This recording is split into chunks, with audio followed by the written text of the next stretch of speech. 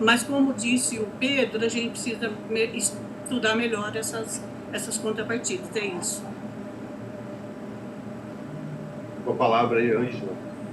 Oi, obrigada, gente. Minha câmera parou de funcionar, então vou só falar aqui o seguinte. Acho que o primeiro ponto é a questão dessa contrapartida, e acho que respondendo foi o Alexandre que fez, né, perguntou se a gente tem essa condição legal, né, a gente pode pedir essa contrapartida. A princípio eu entendo que a gente está só analisando o pedido de certidão de uso do solo. Então ele não está fazendo nada aqui, ele só está perguntando, eu posso? E a partir do momento que ele fala, eu posso, a gente já estabeleceu todo esse regramento no plano de manejo e agora respaldado pela legislação, né? Então, a gente tem a lei 295 e 296. Então, ali já está falando se esse tipo de atividade é permitida, proibida e, se for admissível, que é o caso desse protocolo que a gente está analisando, ele passa pelo CONGEAPA, né? E aí ele passa por quê? Para a gente avaliar e até em cima do que tudo que a gente discutiu ao longo dos últimos anos e colocou no plano de manejo, se essa atividade é passível ou não. E aqui a gente está, né, assim, estou colocando uma questão que a gente só está olhando se ele pode. E aí, quando a gente fala assim, ok, você pode fazer, a gente está dando um ok porque a atividade é admissível, ali a gente já está olhando toda a questão ambiental, a adequação dele com o uso rural, com o uso do entorno, se ele tem adequação do saneamento, se não tem, recuperação de EPP. Então, a gente está colocando essas condicionantes e até a gente estabelece isso, eu não sei se é o caso desse, tá, Cláudia, não me recordo, mas assim, a gente tem pegado alguns casos, inclusive é permitida a atividade e a gente condiciona isso a uma renovação, né? Então, olha, na próxima renovação da sua certidão de uso, você tem que, né, tem que equacionar esses pontos. Então, acho que aí a gente já está tentando adequar e trazer o desenvolvimento que a gente discutiu tanto para a APA e não só proibindo as atividades. Acho que esse é um ponto. Eu acho que o Pedro também disse bem que acho que o Conselho tem que analisar com cuidado essas ações. A gente está falando de empreendedores, né, na APA, tem diversos tipos de atividade que, de fato, a gente entendeu que são necessárias fomentar.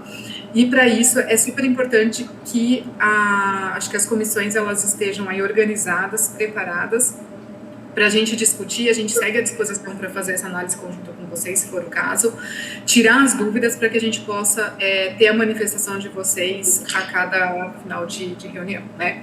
Então, assim, além disso, dependendo do tipo de atividade, a gente tem a questão por exemplo, acho que foi desculpa, não sei o nome, acho que é Sônia, não, que estava falando agora sobre aumentar o número né, ele está aumentando o espaço dele, enfim, no plano de manejo também ele trouxe um regramento sobre a taxa de permeabilidade, sobre o número de imóveis que são permitidos na área rural, dentro de cada propriedade, então a gente já tem esse regramento e a gente vai estar atento a tudo isso também, caso a atividade seja permitida ou não, e a fiscalização, né, tendo ele, então, o alvará posterior, a aprovação do empreendimento dele, e se for o caso, não é só um alvará, mas ele também tem o licenciamento ambiental, né, dessa atividade, aí sim a gente tem algumas questões que é a compensação, e aí não é uma compensação tipo, em termos de acordo e compromisso, uma contrapartida, mas a obrigação legal que ele tem por aquele impacto que ele está causando. Então, só para a gente tentar, acho que esclarecer alguns pontos aí do processo de aprovação de uma certidão, de uma atividade. Obrigada, Ângela. E eu acho que eu fui bem clara no início, né? O parecer ele tá colocando todas essas coisas.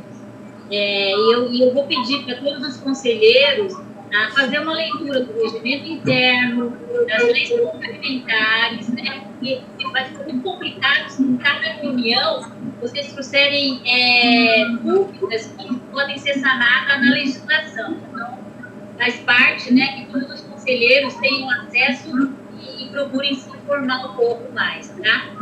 E como a gente já explicou, isso aqui é simplesmente uma certidão de uso, né? E sim, os próximos passos vão ser analisados com as legislações, tudo. Então, eu acho complicado a gente perder tanto tempo, né? Uma coisa que não é tão... O César queria falar, né, César? Antes o Marcelo, viu, Cláudio? Mas você está seguindo aí a ordem? O César também está... Sim, estou seguindo a ordem. Obrigada. Boa noite. Marcelo, Joaquim Gídio. Com a palavra, Marcelo. Então, pessoal, a primeira coisa, eu tive a oportunidade de conversar com o Luiz Tanuri, tá? E eu tive várias informações sobre empreendimento, tá? O empreendimento dele lá, ele está querendo algo de alto valor agregado com poucas pessoas. A capela dele é pequena, a parte de hospedagem dele é pequena. E esses eventos que ele faz, ele é colecionador de carro antigo e são eventos ligados aos carros antigos. E essa capacidade de 100 é o pátio que ele tem para poder expor carro, essas coisas. Então, acredito que não vá ultrapassar esse número de pessoas que ele informou, tá? A outro ponto, que até a Silvinha do Botânico colocou, eu tenho acompanhado, tá uma judiação à área rural de Joaquim Egídio Souza, tá? As propriedades estão inativas, você não tem nenhuma atividade, entendeu? A gente está tendo que, estou doando cesta básica para várias pessoas, eu mesmo estou comprando e doando, são pessoas que passam dificuldades porque não tem atividade nenhuma. Antigamente a gente tinha leiteria, você tinha hospedagem, você tinha um monte de coisa e hoje a gente não tem nada. Então acho que a gente tem que olhar com bons olhos aí a intenção de empreendimento na APA. E uma última coisa, em relação a edificações, eu acho que quem leu pelo menos uma vez o plano de manejo da APA, esse assunto foi muito tratado com muito critério, com muita propriedade, e o objetivo maior foi justamente evitar esse tipo de aglomeração excessiva, essas coisas. Então, acho que a gente tem que olhar com os olhos e ler o plano de manejo, ler a regra, o regramento todo, porque foi muito bem feito e está bem seguro para a conservação da nossa área aí. Gerson. Obrigada, Marcelo. Acho que agora é o César, né? E vamos encerrar as inscrições para a gente partir para o outro, tá? Eu vou abrir mão da minha fala, porque o Marcelo já tocou no assunto da sustentabilidade econômica da APA. Alguma sustentabilidade tem que ter, né? E se está dentro das regras, está dentro do que é previsto, daquilo que é tolerado, né? Não há o que se discutir. Eu faço das palavras do Marcelo as minhas. Agradeço. Obrigada, Sérgio. Eu gostaria de falar, se eu pudesse, uma coisa muito rápida. Tá bom. Pode ser agora? Pode. É uma reflexão de ordem mais geral para todos pensarmos a respeito. O termo contrapartida não se aplica numa situação como essa. Simplesmente não se aplica, não faz sentido. Contrapartida só existe quando duas instituições vão fazer um trabalho conjunto e vão cotejar a contribuição de cada um. Se a gente aplicar a ideia de contrapartida num trabalho como esse, nós vamos estar gerando a conotação de um pagamento, de um pedágio, quase que uma propina para poder realizar um trabalho. Isso não tem cabimento, nenhum cabimento, né? Ou autoriza-se ou não se autoriza, simplesmente. Não se pode autorizar mediante o pagamento de alguma coisa que se denomina contrapartida quando não é. Contrapartida só existe, eu repito, quando duas ou mais instituições fazem um trabalho conjunto e elas cotejam qual é a participação de cada uma. Só para todos nós discutirmos sobre isso. É só isso. Só mais um detalhe. Cada vez que a gente fizer uma análise dessa, também a gente tem que levar em consideração que não podemos duvidar do que o proponente está dizendo. É simples assim, né? Nós temos que tomar como verdade, é uma regra, a gente tem que tomar como verdade. Não dá para a gente se manifestar publicamente dentro do conselho, né, desconfiando do que aquilo que foi proposto, que está assinado, né? É assim que funciona, em minha opinião, né? As desconfianças, as investigações devem ser feitas em particular. Dentro do conselho, eu acho que não cabe essa, sabe, começa com 10 e termina com 200. Não foi isso que ele colocou, né?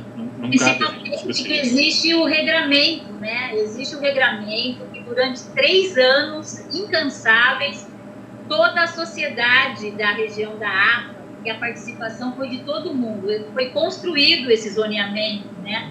Então, eu acho que o resultado dele é facilitação para a gente. Então, um parecer desse era para em 10 minutos a gente já ter resolvido, né?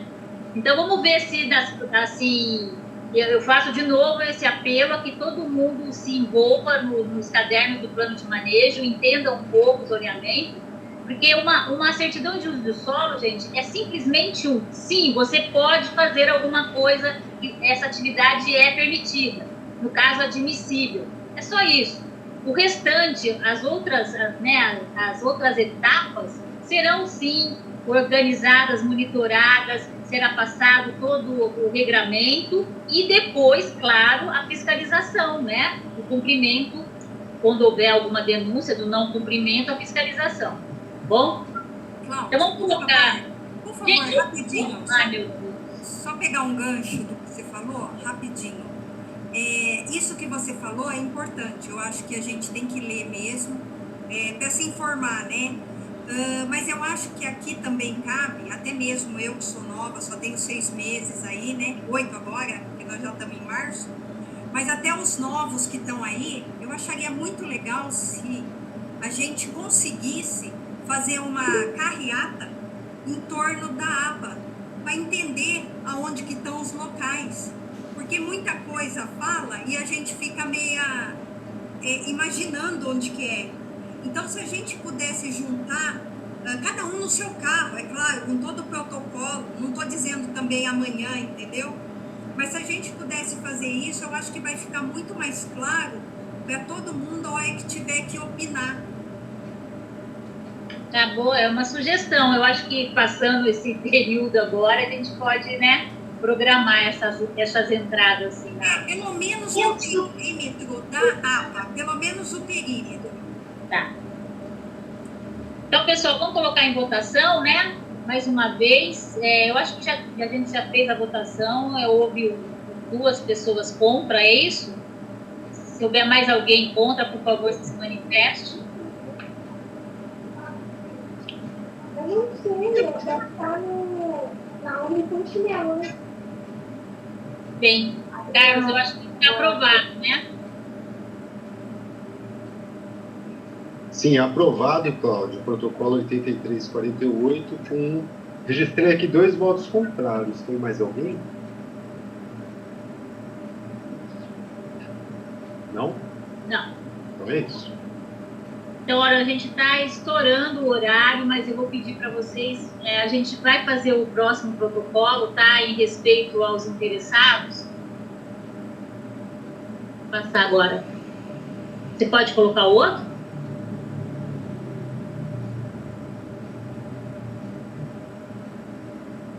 Vou colocar, Cláudia, 8437. É muito semelhante, né? O protocolo.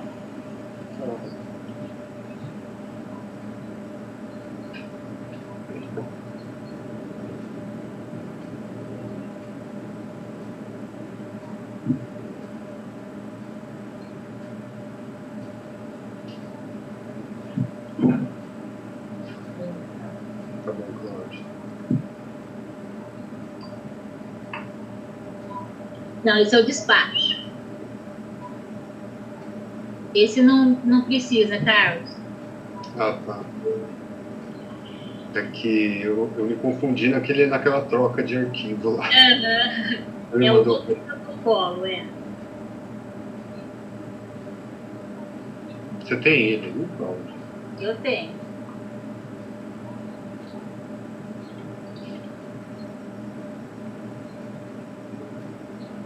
Eu acho que só baixei esse.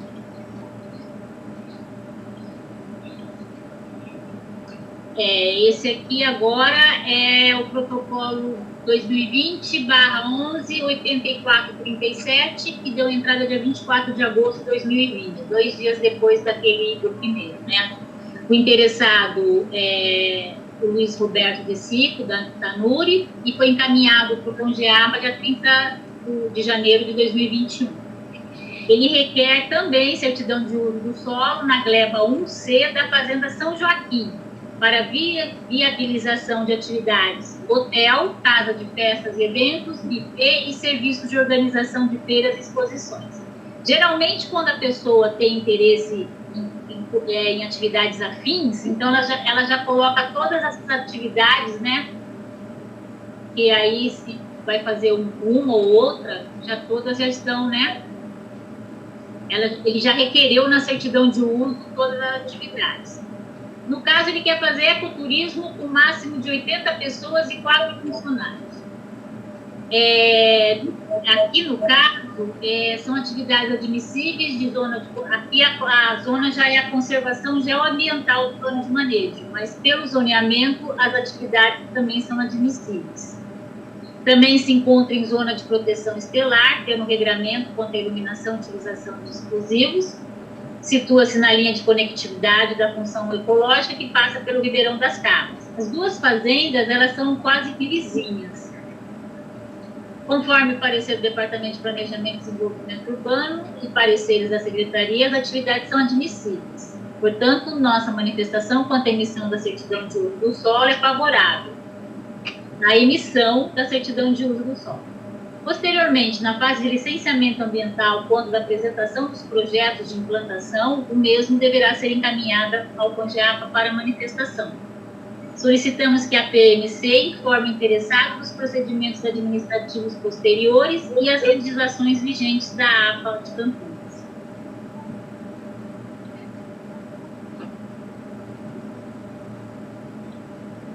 Então, ele também, as atividades que ele quer desenvolver são as mesmas, né? São eventos, buffets, exposições, feiras na Fazenda São Joaquim.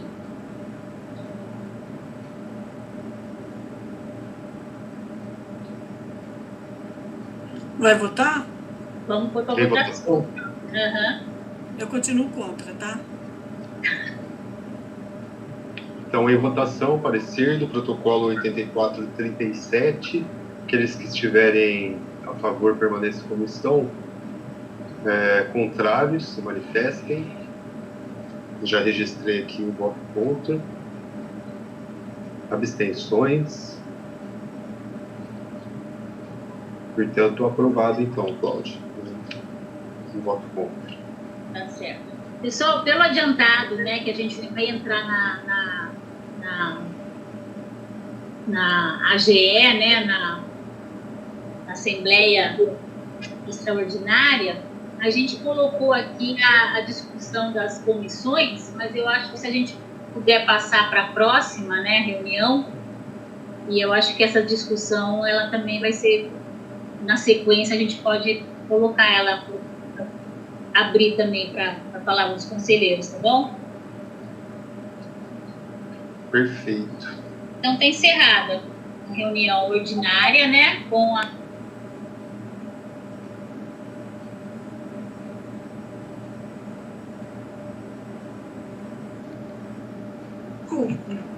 Tá. E a Marisa M. de Oliveira está presente aí? Pode se manifestar, Marisa?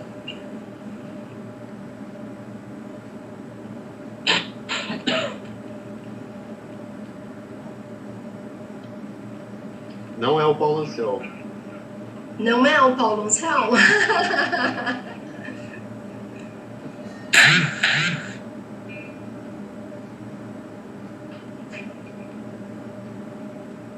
Bom, precisamos aguardar 6, são 6 pessoas, 6 conselheiros do quórum, não é isso que você falou na última, anteriormente, né, Carlos?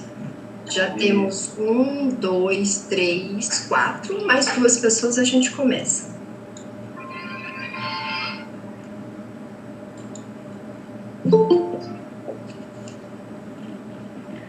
Tem mais alguém? Flávio.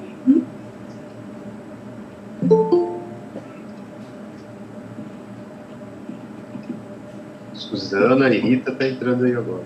Ok. Boa noite para todos. Boa noite.